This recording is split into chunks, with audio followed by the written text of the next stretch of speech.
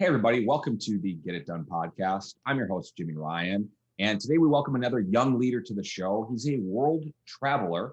He's a spiritual learner who has tremendous outlook on life. And he's also a close friend of mine and many others. His name is Roland Cochrun. Roland, welcome to the Get It Done podcast. Happy to be here, my man. Always love your energy, and it brings the best out of me. And for sure. And I've been really looking forward to this. I'm excited to have you on because you are, I would say not an expert in our field, but you're an expert in really pushing people to be experts in the field of mortgages, financial planning, insurance, real estate, and you're also leading a really exciting life. Can you tell us about how you got there, how you started, and how you? I'm most interested in how you fired yourself from your business, and now you're traveling the world with the love of your life. It's something that you can. Thanks for the intro. I love it. I've never heard myself described that way, so that's awesome. It's something that you and all your listeners will be able to connect with, and it's this. I found myself in the exact same position that all of you did. You see this industry that it excites you a little bit. You're not maybe sure why, but you do. You see an opportunity for yourself, and there's really three big reasons that I believe. And it varies to some degree, but it's these three reasons. One, mortgage, and then in my previous life, I chose something very similar. I was actually physical therapy was I spent 7 years and $300,000 of my life doing that for a while. But we saw an opportunity here to work potentially 9 to 5 or less, and not weekends. And I think when people gravitate towards mortgage, I know they don't feel that way coming out of 2020, but right. that was something that crossed our mind was, oh, wow, this is different than real estate, but I'm still in that excitement of the housing opportunity. You got that sales, the harder you work, the more freedom and life you can experience, right? So you see that. I saw the same thing when I was young. I was actually exposed to it at 15. And so I just started kind of seeing this path. And it was exciting. It wasn't a dead end road. It was like the opposite of a dead end road. The second piece that excited me that y'all can resonate with is there's a system to it, right? Yes, loans they do their thing.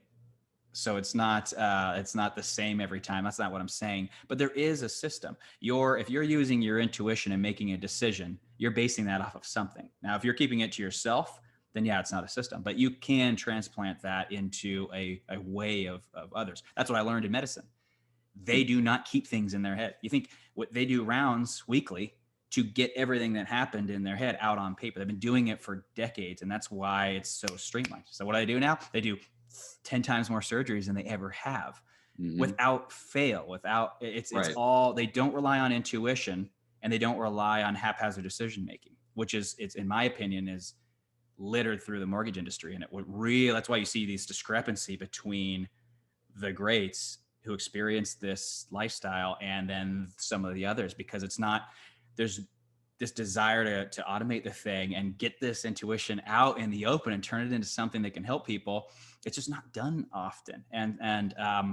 But there's a system, and it can be automated, and you can remove yourself from it. I coach plenty of people, and I work with you. I know people who design their life from that gift. So that was reason number two. And then reason number three is, I alluded to it already. And that's, the beauty of there being a system to it is you can get out of the way and empower others. I always like to say, give it a heartbeat and let it take a life of its own and grow and evolve and hire leaders who can do the pieces that you're not that great at. And that's a very similar story to me. I don't know if I can go into the details, but as you can imagine, that was my story. My story was saw the same opportunity for myself, learned the system, automated the system, got other people who believed in the same things that I believed in, which happened to just be young. I brought people out of the industry. I would appreciate if you're out of the industry. I hire coachable employees. I could care less what you know, to be honest. But the person my COO who ran my biggest company that I sold, didn't even graduate from high school. I picked her up from Quiznos. She made my sandwich. Wow. And she said yes to the job offer on the spot, making my sandwich with no questions asked. And I had her from day one, and the rest was history. We automated that place, we scaled it, and I was able to sell it at age 30 and start designing my life in a different way outside of the industry. And now I find myself in mortgage doing the same with mortgage professionals. Who knew? Brother, so many ways I could go. So many ways I can go with that. I want to quick though touch on the Quiznos employee. My goodness. So this is what I envision. I envision Wolf of Wall Street, where dude goes to like the TV store and he says, he's like, show me your paycheck, I'll quit my job right now. And then he quit his job right there. And that's different with this, I'm sure. What made you see all the potential of someone that eventually was the CEO of a company that you sold? Yeah. So it's funny. And I've told the story a million times, so I can just picture it right now. It was, gosh, I ate at Quiznos 3. It was right next door to where my office was. And I was broke. I was 27. I had no money. So I had to do everything myself. I was covered in paint. I have no idea what it was. I think Quiznos closed at 10. So maybe it was like 9:30. And I was talking to my friend and I was like, the countdown was starting. We were going to open the doors and get going. And I was like, man, I need someone. It's so important. I just kind of described the personality, right? I need someone who cares as much as I do. I need someone who's excited, who doesn't bring their garbage to work, who shows up and from a place of service and is all in on the brand promise. And then here I hear it out of the corner of my ear. I hear her convincing the customer to fill out the survey. And I've seen her do this time and time again. No one fills those surveys out because it's like right there on the little tablet. And it takes a good amount of time. You gotta put your email in there. Like it's not like I just want a sandwich, right? Right. I did it and she convinced I don't think I've seen her fail. And I was talking to my friend and I go, I need someone like that. And I literally I stood up and she was kind of tidying up, cleaning up the crumbs. It was later in the night. I walk over and I go, do you want a job? And she goes, yes. Didn't ask what it was, didn't ask who I am. She kind of knew, obviously, she's seen the signage on the new building, but, and the rest was history. She started out at $13.50 an hour. We were pre-revenue when I hired her. I just knew I'd get more done with her on board because I could let all my dreams come to life while I'm making money. And so she can do the stuff that we can just make money around the clock, right? Because I just vomit my dreams and then she puts them into action. And it's my biggest piece of advice for people. I mean, and it doesn't even have to be a 40-hour-a-week job. It could be whatever it is. I just chose to have full-time because I wanted that commitment level from somebody. But it was cheap. She was $13.50 an hour and then worked her way up to $110,000 by the time she was done with the whole thing, running all of my locations with ease. Company car, company phone. I mean, she was grocery shop for me. I mean, she made everything happen. And we can all have that person at some scale. I don't care how big your business is, small it is. There's always a way to find that person virtually. But it set me free at a very young age. Did before you made that call, you're 27, you're 300K in debt, no money, paint on your clothes. Was this like, did you just know, or did you already make a ton of mistakes before then where it's just like, look, I've dealt with all the wrong people. This person is just 100% for me. I'm going after it. Or do you think it was just like fate? I don't know. I mean, what was it? I am so hard on myself. And I think a lot of high achievers can resonate with that. I've been hard enough. I told myself so much horrible things. I lived in pain until honestly, probably 5 years ago. Bad pain. I mean, insomnia from when I was 12. I hated myself for years. So I was way too familiar with what it was like to be told what to do, to be told who you are, to be torn down. So when I'm hiring someone, I'm so familiar with that. Right. I'm hiring a partner. I've seen how you interact with KJ. It's the same thing. It's like, we don't need to do this hierarchy nonsense. That stuff right. You saw on TV from the 80s or whatever that they show the angry boss screaming at everyone. Yeah. I mean, if you wanna, I guess you can do that.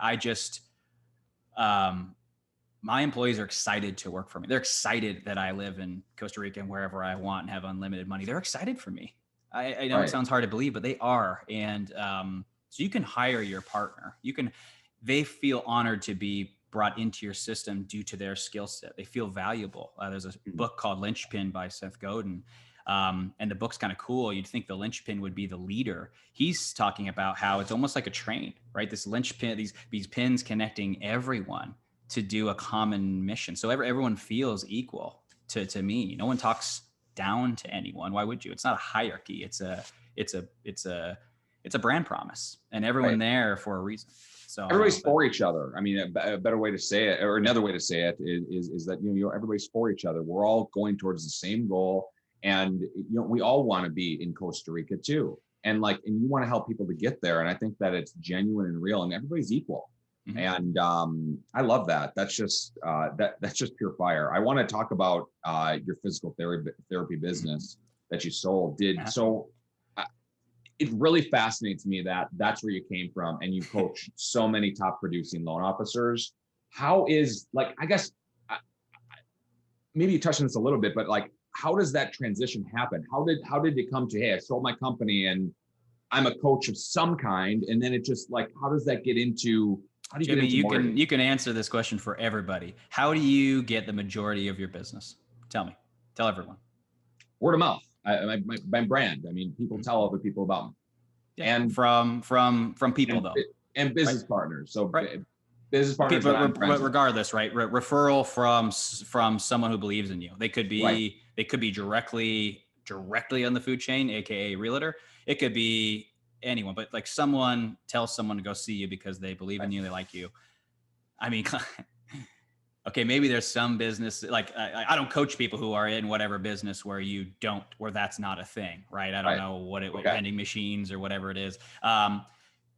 The thing that I'm really, really, really, really good at, and you and I have talked about this off the recording about my philosophies on this, and come on, they're 7-figure business plans. They just are. That's what I'm an expert at. I love when you're second on the food chain. I love when people are going to everyone else for what you do all the heavy lifting to get the person into the product that all these other people are doing, realtors and whoever else is trying to achieve this. And then here you are, so crucial to the process. But rather than being envious and having it be such a weird thing for us to be on the front lines, just embrace it. Embrace being second on the food chain. It's easier for you. You can make one relationship that can make you $1 million. Literally, you could make one relationship with somebody who sees 30 home buyers a month. Mm-hmm. Whereas so don't envy the people who can run a ad or stick their thing in somebody's front yard. That's one sale.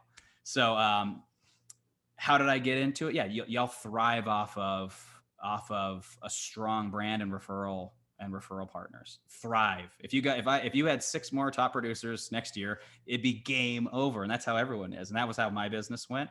And once you figure that out and stop trying to be someone you're not, you'll blow the roof off your business in no time. That's how I am. That's where I'm retired and 32 years old, because I just stopped telling myself all these stories and just started sharing what I believed with people who cared. I really love that. That's really inspiring to people that are maybe starting over, or maybe, maybe they failed at something and just they got to go another direction. That, look, you're one sale away from a relationship that could bring you $1 million a year. A lot of people that I talk to, they in 2007, for instance, they lost all their referral partners, started completely over. And by 2008, in the middle of a recession, a depression, basically, they made $1 million because they just focused, went for it, and they made the right relationships and connections. Homes were being sold in 2008. They were being sold, and you were either participating in that or you were crying about how you had to foreclose and lose your boat that you thought you were entitled to, right? It's just two different stories there. And that's why entrepreneurs are never scared. I could lose all my money tomorrow and I would not be worried. I would just put my big boy pants on and go meet some people and solve people's problems. Are you an entrepreneur, or are you this entitled little person who is clinging on to the system that the government set up for you? That's not entrepreneurship. And I know you're not that. And I know the fear that many people have of this changing, the industry changing and rates going up. It's you did not change than where you were last month, even if the rates pivoted. You are still you, and that value is what you're worth. And you can make the more and more you radical self-inquiry, Jimmy, radical self-inquiry.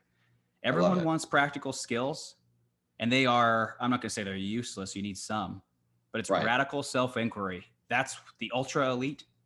Renee, Phil, look at these people that we admire in our industry who just like, no one really knows why they are where they are. They just, they know who they are. They use their influence to help insane amounts of people. And it's not revenues, like not even on the radar. And the ironic part is you're going to make so much stupid money when you know who you are. But the key is knowing who you are and what the market needs from you. But if you're not thinking about that, which most people aren't, life hasn't really started for you, in my opinion. That's really beautiful too. And thanks for mentioning Renee Rodriguez, Amplify. Actually, I met Phil Treadwell at Amplify, and Phil is these two people lead with value, and that's the influence that they have. They really do care, and they want to help with their unique value. I'll piggyback off of that. That's because that's the coolest part, is borrowing value from other people. That unspoken piece isn't there, and so it's just. You don't change when you stole it from someone else and throw it out there. It's okay. It might work, but no, it's not a unique change. And so it could change, but you're not going to feel it unless you invented whatever it was. When you use your unique ability, that's why those two guys just have this aura. Cause it's like, it's not copy and paste. It's Phil, it's Renee. That's what you're getting. It's not work to them. Like, this is like, they're just not being afraid, you know, they're just actually, they're pressing play, you know, and it's not a forced thing. It's not like, so I 100% agree. And that's just really freeing to a lot of people sometimes, to me too, you know, like this, what we're doing right now, this is fire to me. My heart's on, I'm so happy doing this type of stuff. You're like, how do you do it? How do you do this every day? I love it. I love it. It's the effortless entrepreneur is what I call it. I mean, it's what, you know, you remember when we were younger, that's who we aspire to be. You know, we confuse the story and start saying something about money or power or freedom or these material things or whatever we confuse the story because we see these people and we're trying to make sense of it. And in the end, what we envy is that effortless entrepreneur who just, they're confident. They're not spastic. They're taking it in. They're present. They're truly present in the sense that they're very, very curious about the world and what the areas that they can step into and add value to. And if they can't add value, they're still just as curious. It's that effortless entrepreneur. They always have the answer. And we're so envious of it, right? Right, exactly. And the nuts thing is that that's ultimately the most attractive thing. That's what brings people to you. Is by being that person. Yourself. Being yourself. Yeah. I want to go back. You mentioned some stuff.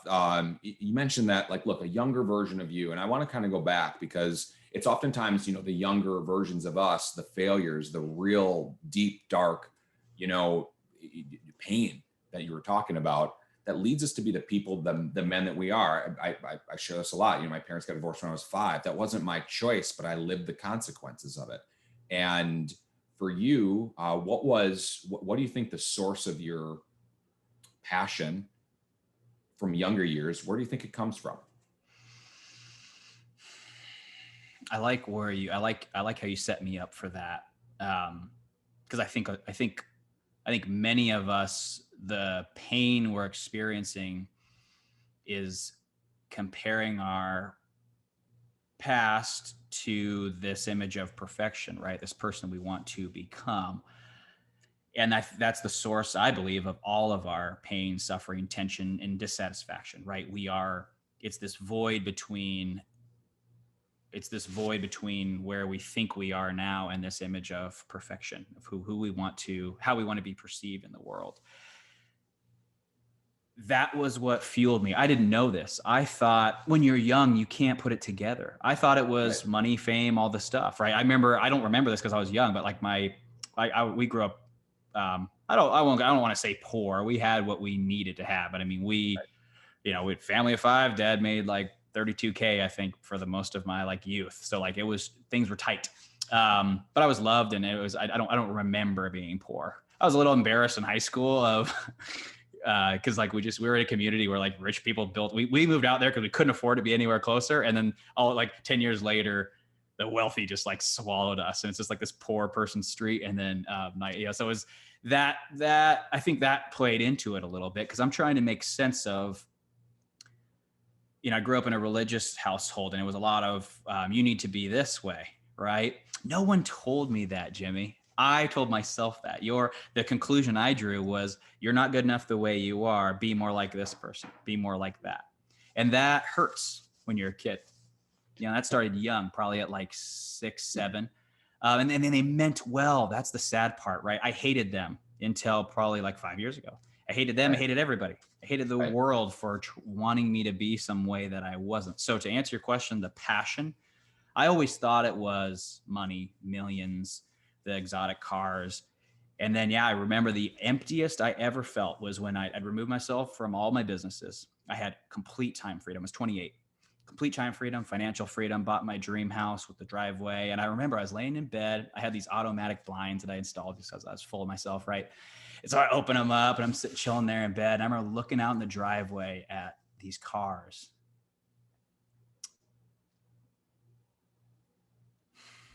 Man, I've never felt more empty, man, at that moment. I had it all and I had nothing, right? And it just, how could it be, right? How could my whole life and all this effort and all this money and the people, they were so impressed by me, right?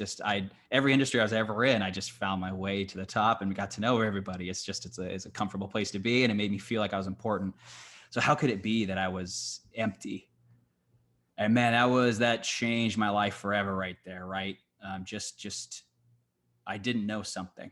I didn't know what it was. I just didn't know something. And so that's my passion. My passion was and I don't know how I was going to do it until now. And now I do it through the work I do. But the passion was, I don't ever want anyone else to feel like this. It's a terrible feeling, knowing that you had no idea what was going on, and now you don't even recognize yourself, right? If someone was to say, hey, describe you, and don't use anything about work, anything related to work, or any like weird thing you do in like your community to make yourself feel important, like describe you. I don't know a lot of people who do that, and I certainly couldn't. And it's a very, very sad, empty feeling when you can't do that. Tell me about this just a little bit more. And I don't go too deep with it, but we're already there. I'm deep with it. So this is something I think can really help people. I think this is very unique, very great value for anybody out there, because everybody thinks that the cars and everything that's going to fill them up with joy, and you're describing a feeling of emptiness. Tell me what that actually feels like. Is it physical? Do you actually feel it? What does this emptiness in your heart feel like? It feels, you describe it as emptiness later in hindsight. Once you look back, it's like, oh, that was emptiness. I was empty. I was confused. I had no idea who I am, right? I didn't know that at the time. So yeah, it's a great question you ask. You feel alone, Jimmy. That's what it is, because I can't tell anyone. I could not tell anyone. It would undermine my life if I told people that what I had just done didn't make me happy. If all those things, people envied the watches and the cars. They did. Right. They tell me all the time. And so like, I felt I was scared and alone, and I was embarrassed, Jimmy. I was embarrassed to admit. And embarrassing is a yucky feeling for those of you. You guys know what I'm talking about. Everybody's felt embarrassed. I was embarrassed to tell, like, I couldn't call anyone, because you call my mom, she'll tell you, oh, I told you so. It's all about service and knowing who you are. I knew that. I thought I was doing that. I thought I was, because I didn't do anything wrong.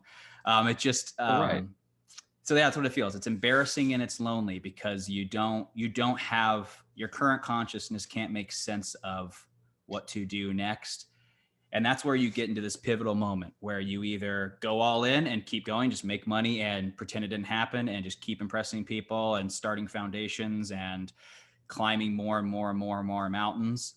Or you can get up to the mountain and embrace that there's not on the top what you thought was going to be up there, and start looking for other people to help up with you, or scary places that are uncharted, and just jump off just to see what it feels like, because you're not scared to climb back up again.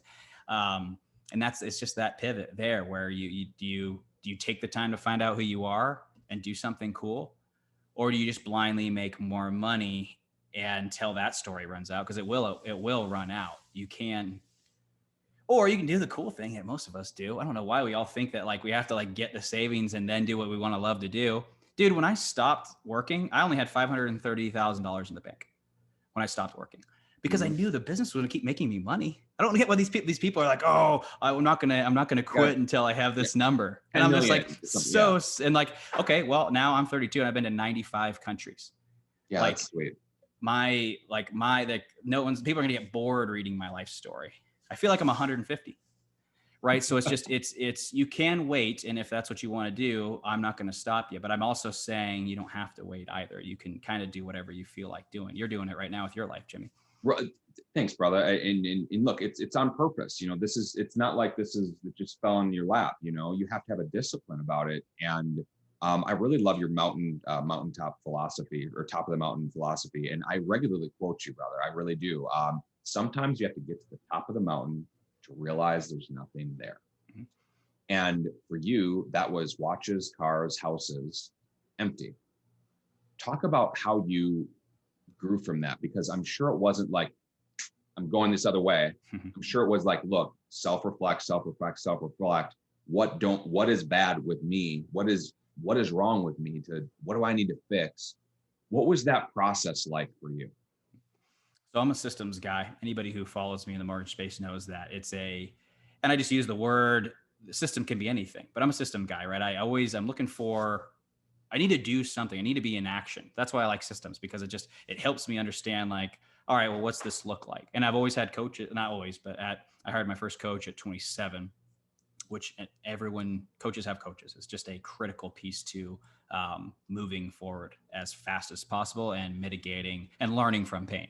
You're not going to avoid it, but you'll learn from it. So you'll screw up just as much as you're probably going to screw up before. You'll just do it faster, and you'll learn everything you need to learn from it, rather than telling yourself a narrative story that just tortures you for even longer.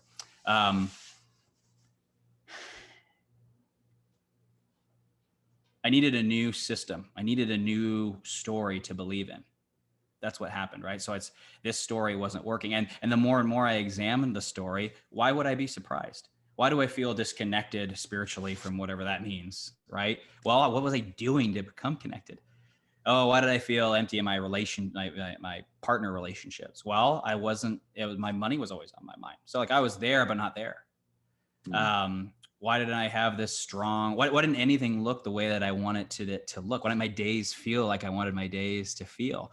And it was pretty simple. I just wasn't doing anything. And it hurt. Don't get me wrong. It hurt to see that, because it was like, shoot, for the last 6 years, what did I actually do? Right. People don't remember you for the money you made. There's always somebody making way more money. Like I talk about all these stuff and watches and nonsense. Like I'm nothing compared to some of these people who have way more. And I wasn't ever pretending like I was. It was just like, people don't remember you for that. They remember you for the podcast they heard with you and Jimmy. Like, hey, I remember that podcast. I feel like I know you, Roland. I've heard that from people before. It's that legacy, and money's not the legacy. Nonprofits aren't the legacy. They could be, maybe, because you can use the money to create cool stuff, and the nonprofit could help somebody change their lives. And if you're passionate about it and it comes from a place of sincerity and not trying to get famous, that could be it. I'm just saying, don't make it into something it's not. This podcast will probably change someone in some way, just a little bit, and they'll go show up at work a hair different, or show up to their wife with a little bit more grace. And you and I will have done that. That's our legacy. And I've lost interest in anything that's not true. And there's 99.999% of the things going on are not true. And I have no interest in it anymore, Jimmy. I have no interest in anything that's not true. All I want to do is real things like this, like what you and I are doing. That's right. So the pivot it's difficult. You got to change the story, and you got to want it to change. How's that sound? Brother, that's beautiful. It's you're anti-fake. Like you run, like it's fake. No. Like that. I'm out of that. And Steve Jacobson, CEO of Fairway, talks about this a lot. If it could change just one person, it was worth it. All the effort, all the time, everything you put into it, just change one person. That was worth it. That's fulfillment. That feels good. that fills your heart. And that's just pure fire, brother. And you were speaking about some mentors and some coaching. You know, there's coaches that coach coaches, and there's all this. What are some mentors that you look up to and that you learn from? Love this. I was talking about this with KJ before we got on the podcast. There comes a point in your life, and maybe you can connect with this yourself, or somebody who's connected with this. There comes a point in your life where you start to figure out who you are. And I can't even describe it. I'm sure it feels different to everybody else. I'm not going to waste my breath trying to put that on, but here's how it presented itself for me. I was searching less, because why would you search? You are you. So like, you don't need to search. It's a self-inquiry piece. So it's curiosity. You're not chasing or searching, right? So the reason I say this is, so 2 years ago, I stopped consuming stuff. I was down to probably 20 books, realistically, probably 8 books. It's listening to them on repeat. They're the truth. There's nothing false in them. And they're just curious books. They're not overstating anything. They're just saying, at least from my experience, their truth. So very non-committal. They allow anyone to go any route they want, that's the people I like to surround myself with. That's coaching. Consulting is, here's what I've done. Here's module 1, 2, 3. Here's levels 1, 2, 4. Do this, do this, do this. And it's this awkward funnel of basically things they do with everyone. So that's consulting. I don't consider that real coaching. Coaching is somebody who's able to show up and listen and actually be able to hear you. How many people can do that with no other agenda? They're listening. They're listening to words, to beliefs. They hear the belief. I mean, I know it sounds ridiculous, but like when someone says something like, oh, I need this because of blank and blank and blank, the coach hears this person has a belief system that they don't have it already. They need to add something. And then they cited 3 or 4 other people that they are now comparing themselves to. That's what I see. I'm not saying there's something that we don't need to do. I hear a whole lot of I don't hear a lot of substance from that. Right. So I know I answered this question in a weird way, but I want to get it. I don't want to get it. I don't want to make anyone into this hero that they don't need to be. The key is more so looking for ways for you to be more and more you and more curious. So you're not grabbing resources. You are trying to make the connections to become more you and see more beauty in others. That's all you need. So Amplify, for example, I hadn't been to anything for 2-3 years. I just stopped buying stuff. I knew way too much stuff. It was like, It was almost causing more problems than good. And I went to a mastermind. It was like absurdly expensive. I left and it was just like I expected to be like, and I was less productive. So, but when I went to Amplify, I didn't go there I wasn't trying to speak. I went there because I wanted to be around people who wanted to stand for something of meaning. And so when I was there, I wasn't like taking absurd amounts of notes. I was just listening to, man, what is meaning? What is impact? What is influence? And just listening to it. So I'm trying to grab connection pieces so I can become more me and love more people. And I think if all of us did that, why do you need anything else? If you know who you are and you see the beauty in others, I mean, that's the recipe for like a multi-millionaire or somebody who changes lives at scale. I mean, maybe people disagree, but to me, the more you are and the more beauty you see in others, why would you need to spend your time doing anything else? Brother, how can you disagree with that? Truly, I mean, you're grabbing resources and it's confusing. You're going to a mastermind, all of a sudden your book's full of like 10,000 ideas, and you're not going to implement a single one or maybe one of them, and that's great, and I've been there. I think it's good. I think people should go to mastermind. I think they should write down 1,000 ideas. I think they need to go through this process, but ultimately it's what's true and what's real. And look, to pivot off of Amplify. Look, I told my story in front of a group full of people. Renee came right up to me and said, "Hey, Jimmy, everybody does that. That's like he basically is like weak sauce, like that." yeah. And it's like, boom, like it's just like, wow, I've never had somebody. Most people are just gonna kind of like to pivot off what you're saying. Like here, most people are gonna look at my watches and cars in my house, and they're like, "Wow, you're really great. You're this amazing, awesome person." But then you get yes people all around you all of a sudden. But then, you get all of a sudden this coach, and like, I like how you said, like, look, I don't want to just like make somebody a hero. But these people that come into your life and they speak this truth to you they're heroes to you, and brother, I just love that, because that's where it's ultimately comes about. Let's go to Amplify for just a second. What was we talk a lot about pivotal moments, and you're really doing a lot of like, what is influence? What is impact? How did you answer that for you? It's the most simple answer. I mean, it is.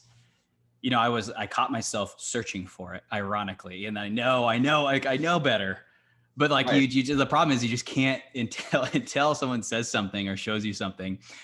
I don't know that I'm searching for influence, but here I am, like at this new level of consciousness where I'm just so freaking happy, and I'm just creating art all day long. And life couldn't be better. Right. But then here I am still searching for, this change. You are the change. That's how I'm going to answer that. And that's why I'll go back to radical self. That event that I'm putting on in October, it's called Impact. It's called Impact 2021. And the entire goal is to become that effortless entrepreneur. It's to become that person who knows who they are, not because it matters that you know who you are. That's cool. But here's the cool byproduct from that is when you know who you are, and you know how to maintain space so that you can stay who you are, and you know that you have the tools to only become more and more and more and more of that, that's the recipe for the effortless entrepreneur. And then what do you do with that to create influence, to create impact? That is it. So like your story up to that point, that's the answer. So like, I am this and this is what I know. Cool. Run with that. Go find more people like that, find realtor partners like that, and just have a conversation with them about that. You're gonna find more people that way. You don't need to start a coaching business and coach people. That's not what I'm saying. But that magic and that story, there's people who need to hear that. And that's it. You don't have to do anything fancy to that. My event is it'll change people's lives. And it'll be pathetically simple what goes on there.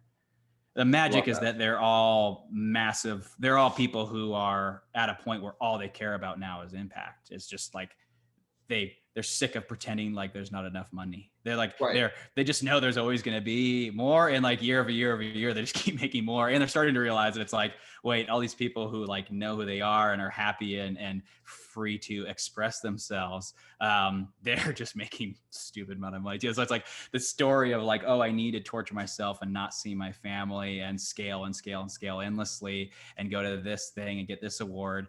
That story just starts to fall apart because it's like, man, here's another award, and for what, right? And it kills you inside when you're just performing too. Mm-hmm. It's like you can be a top producer. I'm not saying to give up. I'm just saying automate that and like remember who you are. Like there's something else there's more that you have to offer to the world, and you can still be a loan officer and do it through that medium. But like there's more to you than just recording videos of like how to get pre-approvals and whatnot. It's that's cool. That's part of it. And there's more influence you can make. And in my opinion, until you start doing that, you'll regret it. I'm going to say that. If you don't start using it that way, you will regret it. I promise. Well, you'll look back at videos that you made about pre-approvals and you'd be like, wow, this is totally stupid. And like nobody, like if anybody watched this, I feel bad for them. And where's the fulfillment and where's the realness and what's your unique value? And are you actually living up to that? Or are you just a robot reading from a script that everybody else is reading? Although I really love that. I want to talk about, I want to pivot a little bit to look, high achievers, top producers, every one of them, what I've realized, they all have daily disciplines that they follow. Very religious. Like I do this every day. What does your morning routine look like? Walk me through your first couple hours. What are some daily disciplines that you always do? This is so I created a tool for your audience, rolandcochrun.com/getitdone. So awesome. ROLANDCOCHRUN.com/getitdone. Reason I say that before I answer is stillness and space is the answer for all of us. And what I mean by that is, and when you download this tool, This is how all of my mortgage professionals that I coach create stellar, high producing businesses that grow on their own in automation. Why is the benefit to that? You can breathe. You have the confidence. The systems are there, so you can finally like see your brand promise delivering to people. And that confidence and system allows you to just be like, okay, things are going to be okay. And that's so critical, because when we don't have enough space to think and breathe, and we're constantly having our safety threatened or our brand threatened, because that stuff's close to you. I get it. I was close to my brand too. Always have been, still close to my brand and who I am. And so it's like, it doesn't feel good to have stuff like that be threatened or not in a way that you want. You recognize that tension as yucky and not good. And so we need to get that whole piece at least starting to look like something that can allow you to just slow down a second and feel confident that, hey, things will be okay. And then eventually, a system that will grow on its own. You can automate a business. I mean, you're doing it right now from a distance, Jimmy. We talked the other day. Your plan, if you execute on everything that you and I talked about, like, dude, you're already doing it. It's just game over, and you're only going to get better and better, and add zip codes and add locations if you want to.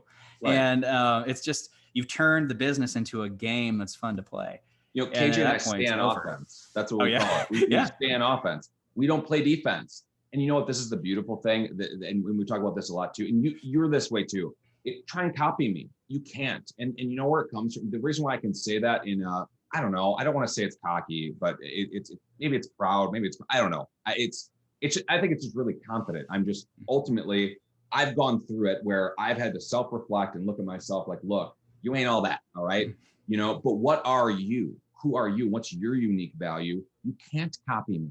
You can't copy me. Well, I'm impossible. Insane in some way. It's impossible. You're not being conceited. It's that you just can't be me physically. There's no way for someone to be you, do it in the way that you do it, and create the unspoken energy that you can create for people when you're being authentically you. That's why I like you. I don't know you that well, but we like each other, and it's unspoken. But it's that piece you can't copy.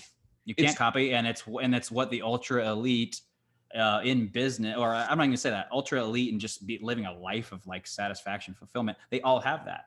They're not worried, and they're trying to unbecome. Right. That's right. They're trying to they're realizing through the disaster that they created through their 20s and 30s of putting on this show. And now it's like, dude, I had it all along. The magic is this little piece that's actually me. I need to get rid of everything else that's not that, and make this little piece occupy my entire life. Your kids deserve it. Your wife deserve it. Your customers deserve it. You deserve it. You'll feel better. I don't care what your income is.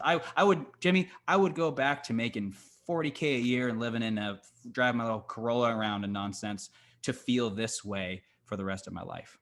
I can say that with confidence. Man, you give me chills when you said, your kids deserve it. And I go back to, the 5-year-old boy in me would be disappointed in the man I became, and that's just really what it ends up being. Are you actually happy? Are you happy like a 5-year-old boy happy? Or are you happy because of, this facade that you built? Actually, I've never told this story actually on a podcast. So I want to do it right here because we've talked about Renee a lot. So when I went to Amplify, after Amplify, they give you a certificate. Yeah, gosh, do I have it? No, it's in my head office. But he misspelled my name. I was Jim Ryan. I was JIMRYN. He put an I at the end of it. He's like, I saw it spelled this way somewhere. And it was a total mistake. He messed up. I asked him later, did you do this on purpose? But brother, I got a new identity after that. Literally the old me died, and I was able to become my realest, truest me. Jim Ryan was a fake, a phony. Jim Ryan is a dead man. He's gone. Jimi Ryan was born. And it's just I really love that you have to get to the point where I have zero fear of saying that old man was a fake person. I have zero fear of it. I'm not afraid to absolutely pour my heart out in a way that actually connects with people to the real me, and that's just man, lots of chills go on when you were talking about that. I just want to say that is it. That is exactly what we're after. And brother, that's pure fire. Any final thoughts on that? Oh, just search. I mean, it's searching you and I were included in this. I'm not saying we're free from it. We're still doing it. You're searching for something that can't be found. It's just you're searching within the code that you created. I mean, it's actual insanity. It's insane that you are trying to make sense of your own life through like this is good, this is bad, this is not enough. $1 million used to be a lot of money. And then now, like, I wish it was still a lot of money. I'm sad that I don't think it's not, like, but that's the power of the story, right? It was like, when I was a kid, I was like, oh dude, I'll get $1 million. I'll never work again. Right. That's what I told myself when I was like 5.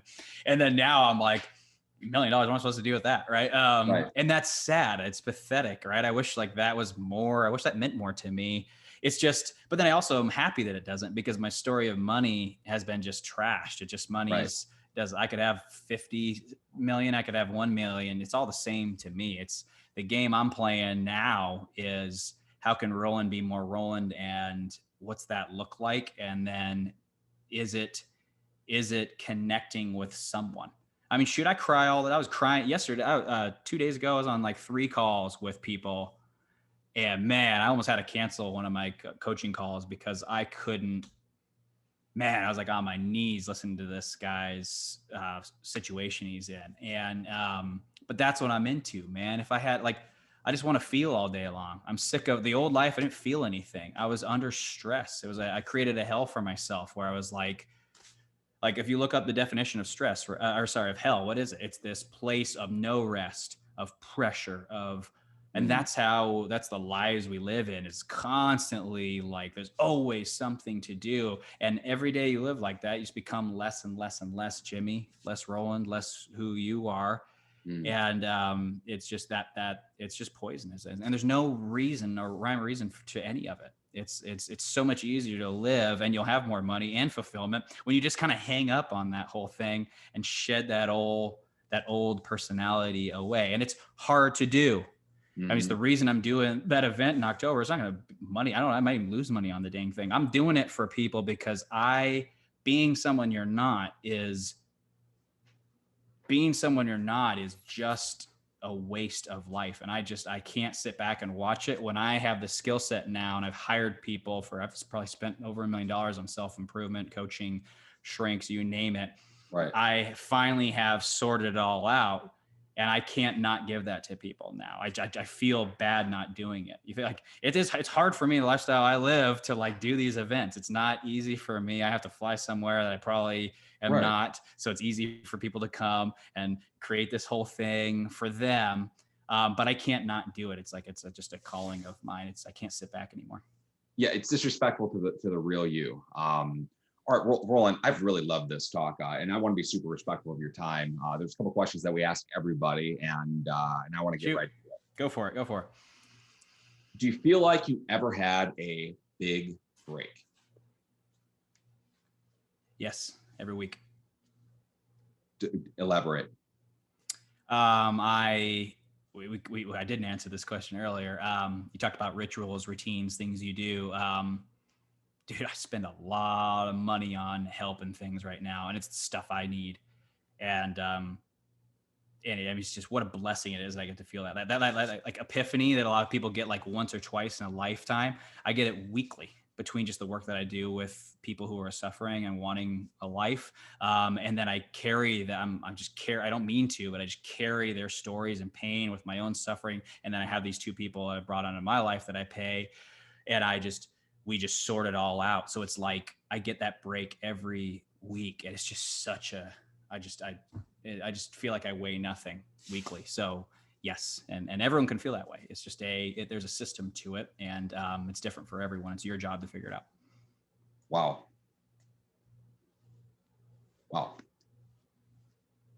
If you were to do it all over again, Roland, what would you change?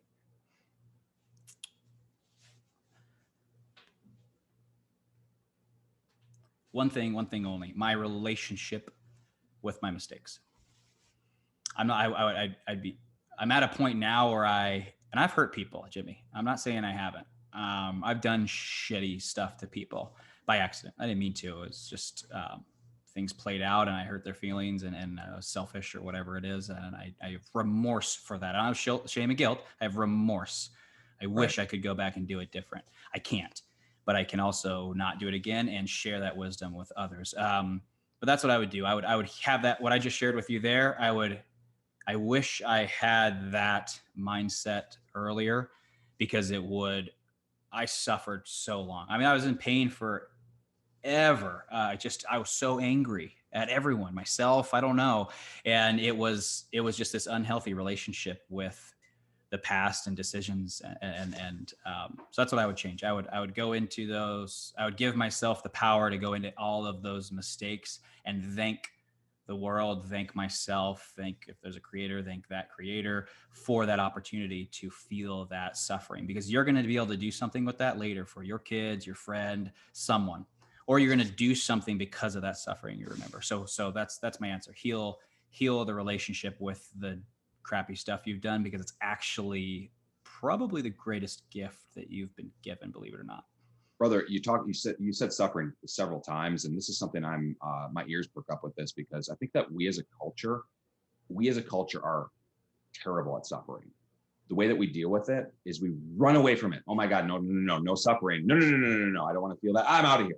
And people they squirm, they get out of it. And look, everybody does. I'm me too. And I've just, this is something I've been really self-reflecting on. And the way that we deal with it is that we either act like it's not there, we withdraw from it, or worse than that, we numb the pain. And a lot of people numb the pain. And suffering is a gift. I would agree with you. It is a gift. What I've had to do too is, and this is something I've been working on. It just, I have to say this because it's something I've been working on, is what have I in the past, what rabbit hole was there that I stayed away from? I didn't want to suffer, and I ran away from it, and I forgot that rabbit hole was there. And what am I afraid of? And what am I actually afraid of? And why won't I go back there? And that's something that's been really eye-opening to me, because if you just suck in the whatever emotion it is and act like it's not there, it's, number one, it's disrespectful to yourself, but also it will kill you. Speak to that. Yeah, it's easy, and I'll try to make it as short as possible. Exactly what you're saying. You run into a barrier. I had it just a few weeks ago. You saw that pool. I was at Infinity Pool, and that's such a cool place. I would just go out there in the morning and evenings. And I was out there, and I found myself consumed in thoughts about this investment property that I kept pulling my phone out and looking this up and crunching this number. And I got angry at myself. I'm like, Roland, here you are, you're all worked up. And I know better, right? You don't make money worrying about investments and thinking about investments. You make money investing in them. Have a system that vets their income potential, that you trust that system, and then execute on it. That's how you make money. You don't make money stressing about it, thinking about it, second guessing yourself. So I know here I am beating myself up. Yuck, this feels bad. I thought I was better than this. I thought I had better self-mastery. And the irony of it all was if you go on that journey and you run into this thing and you don't like how it feels, you want it to go away. Oh, here I am thinking about money again. I thought I was better than this. I hate the way this feels. Oh my gosh, it's been 45 minutes. Why can't I have this go away? It's actually gotten worse. When you're doing that, it is now something instead of feeling it and being curious and finding out what to do with it, where it came from, feeling it for days, weeks, might as well. Why not? When you do that, you kind of do like this backflip off. It's like a swimming pool type of thing.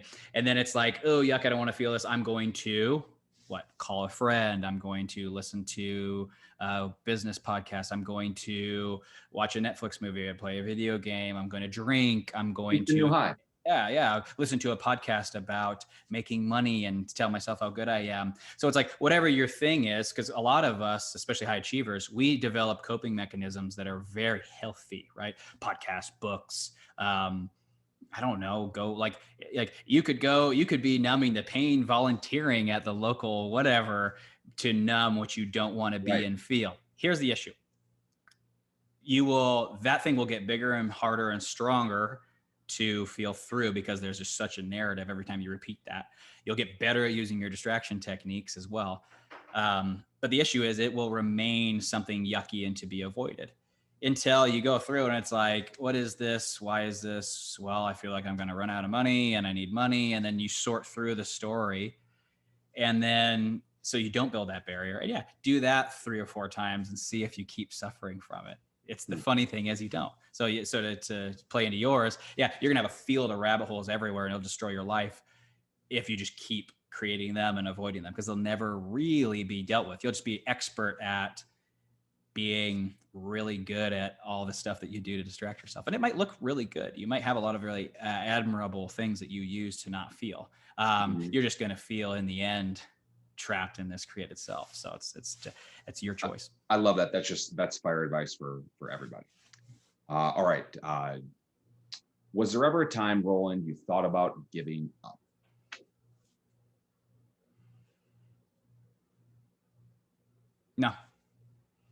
No, I've been attached to my essential self, born self, enough to always persevere.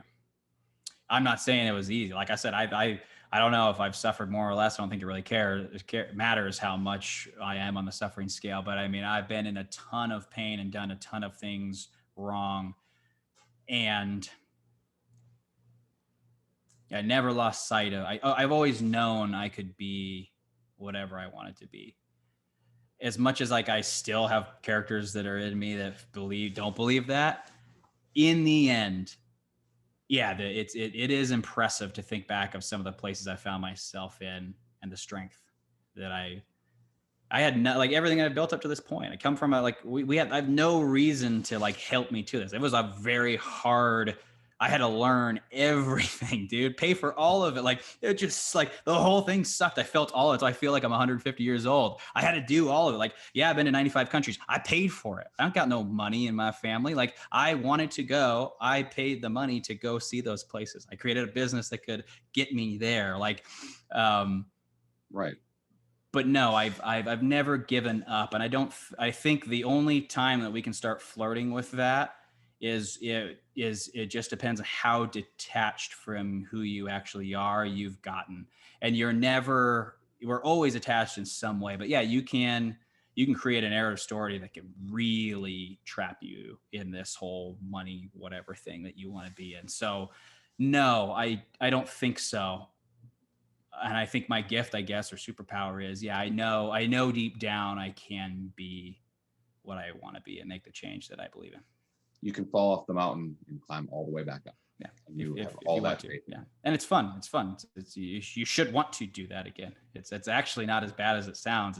It's sometimes can get boring up there because you have to be very proactive at the top of the mountain to create building stuff, because it's nothing up there has been built before in your way. And so right. Like it's a challenging place up there. You have to be going. Like I do a lot of like non-revenue producing stuff in theory, because like I got to build something that's going to change people's lives and I have no idea what it is. And I got right. Right. And so, jumping off the mountain and falling off. Sometimes I could give you a little fun and buy you another 3 years of like navigating yourself and learning more. I mean, it's ultimately, it's the journey. It's not about, the destination. Exactly. Yeah. So it's feeling more. You'll feel a lot more when you fall off sometimes than you can when you're on top. So last question, to set it up, Roland, there's somebody out there that, is experiencing pain. Maybe they're running away from suffering. Maybe they're starting a business. Maybe they're looking for help, and maybe they just don't know who to ask. They didn't find the person at Quiznos yet. It's going to be their CEO. Maybe they're not. Maybe they're trapped in a job that they don't like. Maybe they're trapped in an old identity, or they've figured out that they are, someone that they're not. And maybe they're looking up to people. They want to be, this person that's traveling the world, this person that's, actually experiencing pure joy and living in a fulfilled life.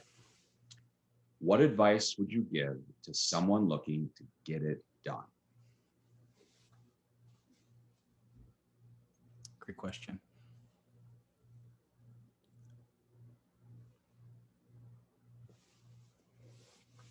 You need help. Einstein said it really well. You can't solve a problem with the same consciousness that created it. Love the quote. Just discovered it like not that long ago, and it's brilliant, right?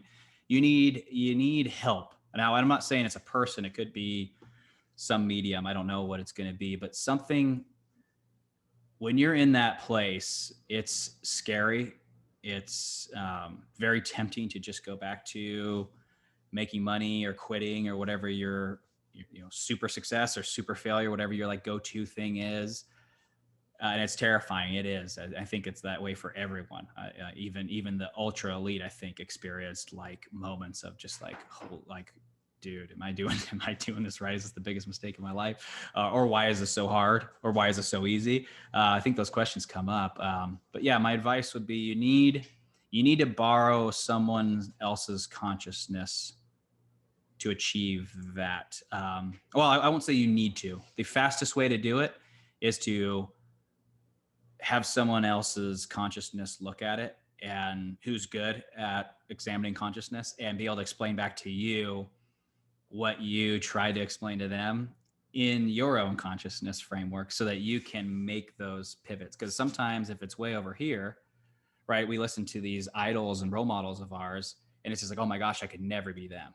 That's like my event that I'm putting on. Like that's exactly what I don't want. What I want to do is like, look at me. I'm the biggest freaking screw up out there. And I found a way to be happy and like have a life of no constraints and make maximum impact, change lives all day long. Some stupid kid who has nothing, like was full of himself.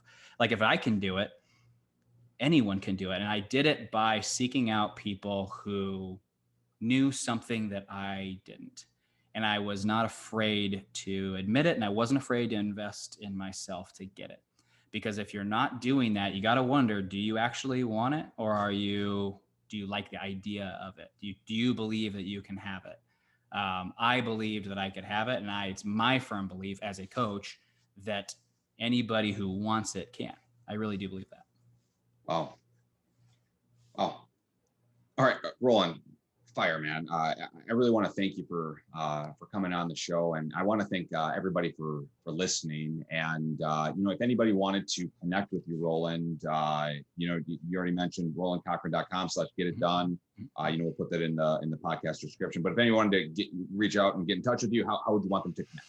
Yeah, that's the best way. Just go website. I'm Roland Cochrun on Instagram, Facebook. I'm a pretty accessible guy. I try very hard. This stillness and time to think is important to me. So I cap my traditional working hours at like 25 hours. I try not to get them over that. So I'm accessible. I'll be able to get back to you.